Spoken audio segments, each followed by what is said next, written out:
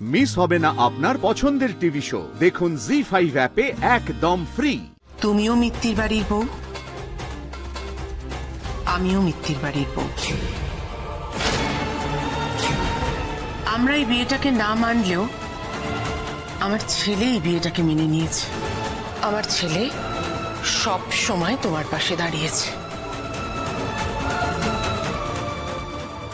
যে ছেলে আগে মায়ের দুঃখ বুঝতো, মায়ের কষ্ট বুঝতো, সেই ছেলে আজ মায়ের হাত ছেড়ে সরে গেছে। মানুষের জীবনে অনেক বাধ্যবাধকতা থাকে, আর সেই বাধ্যবাধকতা থেকে আমি আমার স্বামীর পাশে দাঁড়িয়ে আমার ছেলেকে সাপোর্ট করতে পারিনি। হয়তো তুমি বোঝো সেটা। আর তুমি তো বারবার বলেছো যে তুমি আমার জায়গাটা খুব ভালো করে বুঝো। তাহলে বলো তো জোনাকি, আমার এখন ঠিক কি করা উচিত?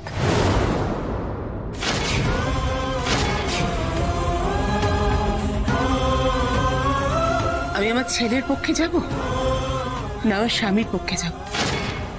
তুমি আমার জায়গায় থাকলে কি করতে জোনাকি বিশ্বাস?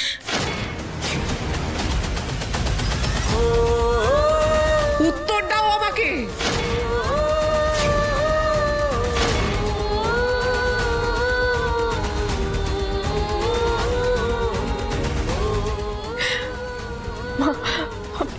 শান্ত হন জোনাকি। এটা যে শান্ত হওয়ার অবস্থা নয় সেটা তুমি খুব ভালো করে জানো। তুমি বাবাকে পরামর্শ দিচ্ছ, তুমি ধ্রুবকে পরামর্শ দিচ্ছ, আর এমন পরামর্শ দিচ্ছ যে তারা সবাই মানছে, তাদের সিদ্ধান্তকে প্রভাবিত করছে। তার মানে তোমার মাথায় বুদ্ধি আছে, যথেষ্ট বুদ্ধি আছে, তুমি বুদ্ধিমতী মেয়ে।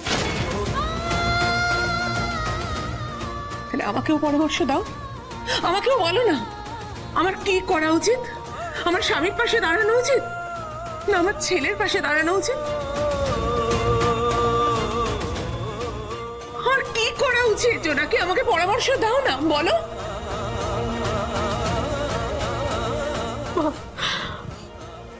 আমিও আমার স্বামীর পাশে দাঁড়িয়েছি, তার সিদ্ধান্তকে সম্মান দিয়েছি। আমি আমার স্ত্রীর দায়িত্ব পালন করেছি।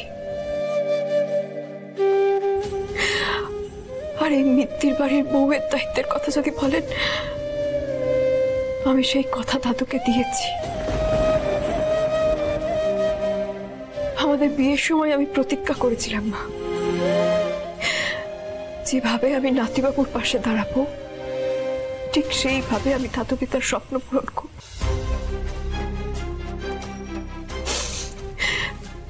এই বাড়িতে গোটা মিত্তির পরিবারকে এক করব, আর সেদিনকে কোনো ছেলেকে তার মায়ের থেকে আলাদা হতে হবে না। তাই না নাতিবাবুকে আপনার থেকে, না না দিদাকে তার ছেলেদের থেকে, কাউকে দূরে থাকতে হবে না।